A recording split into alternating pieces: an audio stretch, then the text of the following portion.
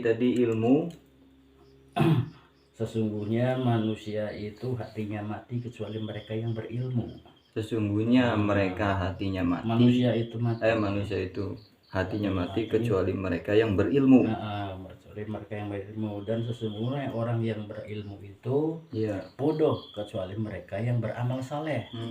Dan orang yang beramal soleh itu akan tertipu kecuali mereka yang ikhlas. Kenapa bisa tertipu? Tertipu akibat ibadahnya sendiri. Soalnya sholat, kita kan masih sholatnya kan demi mengejar hujah, mengejar popularitas, viral-viralkan dengan amal soleh kita. Jangan Beramal sampai jariah viral-viralkan. Tapi orang yang ikhlas itu jarang ya. Jadi jangan sampai ibadahnya itu keliru karena ibadahnya sendiri. Gitu tak? Iya, gitu. Banom enak kalau ngobrol sama sesepuh itu, istilahnya yang keluar itu yang baru saya dengarkan. Makanya saya lagi ngaji sama Abah Anom, luar biasa. Sambil ngopi kita menyimak kajian daripada ilmu-ilmu yang ada pada Abah Anom. Jangan lihat siapa yang bicara, tapi lihat isi pembicaraannya. Kalau ngawur ngaco ya jangan diikutin ya, jangan ditiru. Jadi orang itu hatinya mati ya. Manusia itu hatinya mati kecuali orang yang berilmu.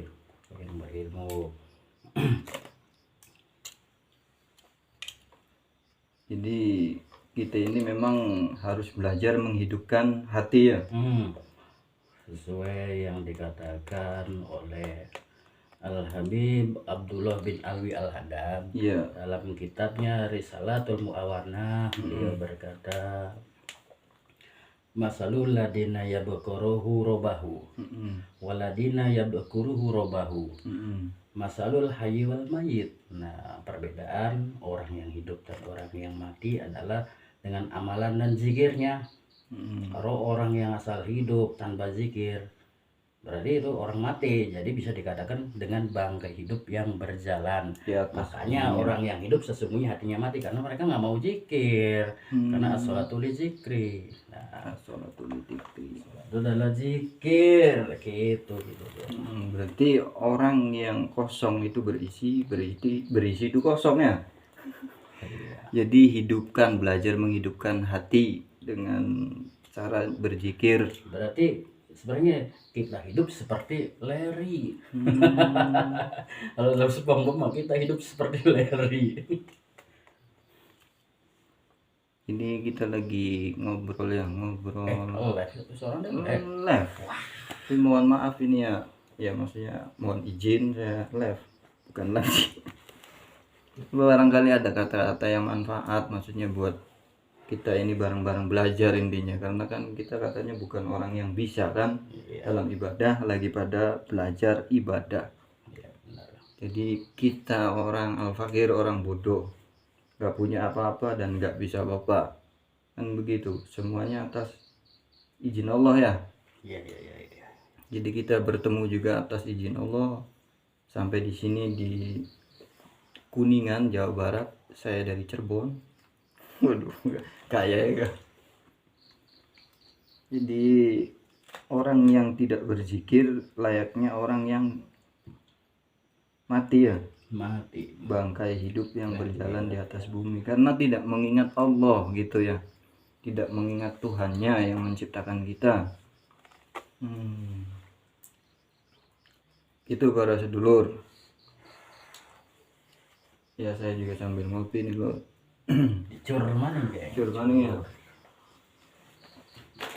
Oh di kumpul sediain kopi.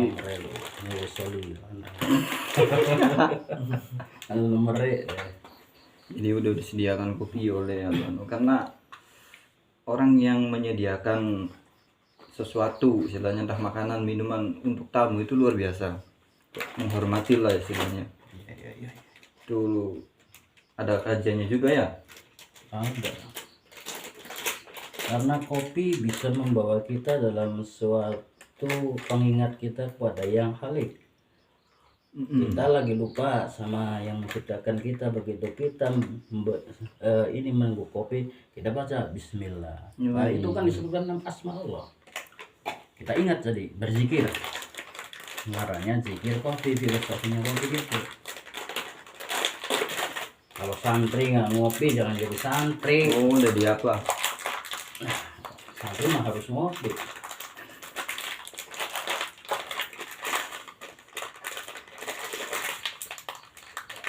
Jadi kopi ini ladang.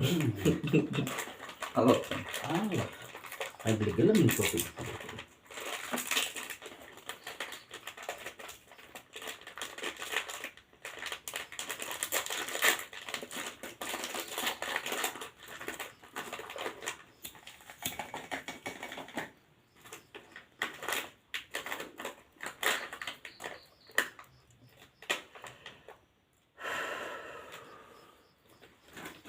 terjeda ya.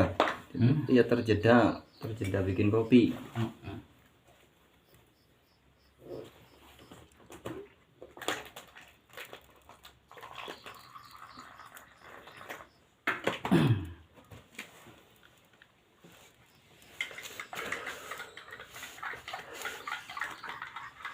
Beb, ente ngopi beb.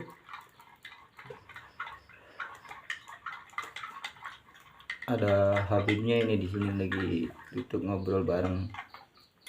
Sebenarnya ini kita ini bukan lagi bergaya ataupun sok-sokan ya pakai imamah atau seperti, sebenarnya ini sedang belajar mengikuti sunnah Rasulullah, memakai apa namanya ini, imamah ya, seperti ini.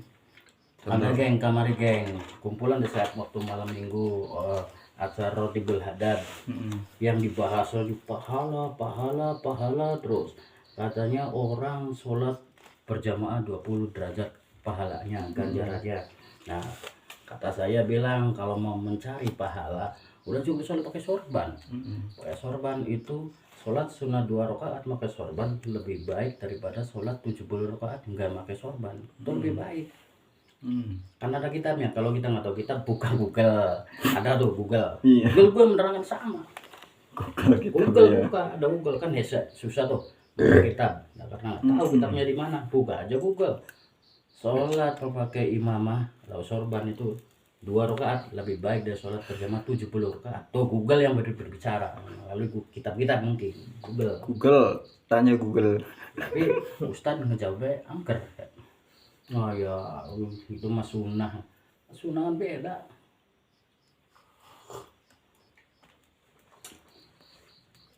Biasa mimiti memang Jun debat nama kan diluruskan ada masalah pahala musuh sudah pakai sorban baik pahala.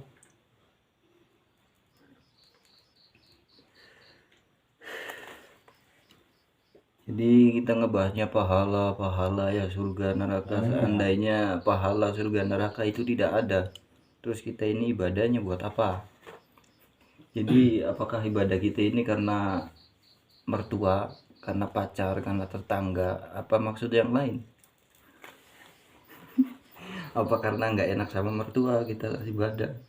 Sholat misalnya karena nggak enak sama inilah sama itu. Tapi mayoritas besar mayoritas besar kebanyakan ngomong teh masalah sunnah dikerjakan menang pahala, dikerjakan temenang nanaon belum dia apa-apa kan, termasuk berarti kan manehna mengaku umat Nabi tapi tidak cinta sunnah Nabi. Rugi kan, rugi. Sedangkan Allah kan Nabi beja apa mesti pay modal. Allah mau pay modal yang kita modal sing Allah apa umur. Iya. Allah mau pay modal umur. Misal 60 tahun, 70 tahun, 8 tahun modal umur di Allah. Nah, sangkan umur 80 tahun, 60 tahun beli rugi apa? Sunah-sunah jalankan sok. Iya. Orang umur misal 65 tahun. 65 tahun mal cukup orang nganggo tobat ke Allah mal cukup. Nah dari 65 tahun sangkan biar untung kita kerjakan sunnah. Contoh misalnya orang yang mendapatkan Lailatul Qadar itu 1000 bulan, berarti lebih dari 60 tahun. Heeh. Nah, udah dari keuntungan modal Allah kasih 60 tahun, tapi bahkan lebih dari 1000 tahun, 2000 tahun ada. Iya. Kalau modal awal dari Allah 60 tahun, maka ada bonus-bonus. Perjalanan Isra binal duha, perjalanan Isra duha kan berapa puluh tahun tuh, maghrib isya berapa puluh tahun kan perjalanannya. Kalau modal dari Allah masih 60 tahun, pakai ibadah nggak bakal cukup. Soalnya kita 60 tahun, kita masa balik 12 tahun misalnya, tinggal berapa tahun tuh, belum lagi keseharian kan ada yang begini begitu begini ya. Kalau kita global dari kecil sampai 60 tahun kita meninggal, paling kita pakai ibadah polnya masa 10 tahun ke 20 tahun, 40 tahunnya kemana. Jadi istilahnya dari banyaknya kebaikan itu lebih banyak salahnya ya. Lebih banyak salah. Jadi mengharapkan manfaat dari diri kita sendirinya aja susah. Jadi, apalagi sekarang majelis, katanya itu orang yang ikut majelis itu berarti ikut dalam taman-taman surga. Nah itu kan klaim dia mengikuti masuk ke dalam taman surga, sedangkan taman surga itu dicari hanya dengan orang-orang yang ikhlas yang mendapat ridha Allah. Kalau amal ibadah nggak bisa untuk mencapai surga. Yang menentukan surga dan neraka itu Allah, bukan dari amalan-amalan. Iya. Kalau amalan-amalan mah yakin lah nggak bisa, kita nggak bisa. Rahmat Allah ya. Iya. Jadi karena kita tarik dari sejarah Nabi Adam mempunyai kesalahan satu aja udah diusir dari surga. Apalagi kita ya, yang setiap hari berbuat maksiat mata, mulut tuh dari sekujur badan ini setiap harinya kita melakukan maksiat tanpa kita sadari, tanpa kita mengingat kesadaran diri. Jadi untuk istilahnya ya apa ya, mengharapkan diri kita untuk selamat aja kayaknya nggak menjaminnya dari amalan ataupun ibadah yang sudah kita jalani itu kayaknya masih jauh. Jadi merasa sudah selamat nih atau merasa sudah kita ini akan dijamin gitu.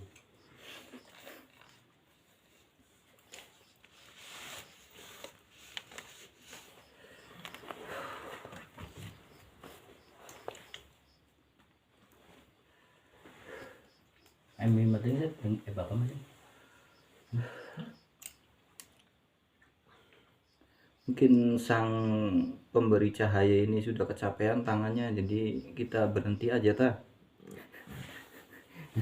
sama ngobrol sama Abah Anomnya ini. Jadi jangan merasa paling benar, apalagi yang ngerasa kita ini hidup, kita ini ada yang menghidupkan. Apa yang kita lakukan, apa yang kita kerjakan itu ada yang membuat kita ini ya dikerjakan, ataupun kita melakukan sesuatu itu ya ada, bukan saya ataupun kita. Jadi jangan merasa diri kita ini ada, kita lah yang melakukan. Ngobrol masing jadi pedangan beli bisa dasar wong bodoh, wong beli bisa apa-apa kelewat ketinggai semua non belur lah.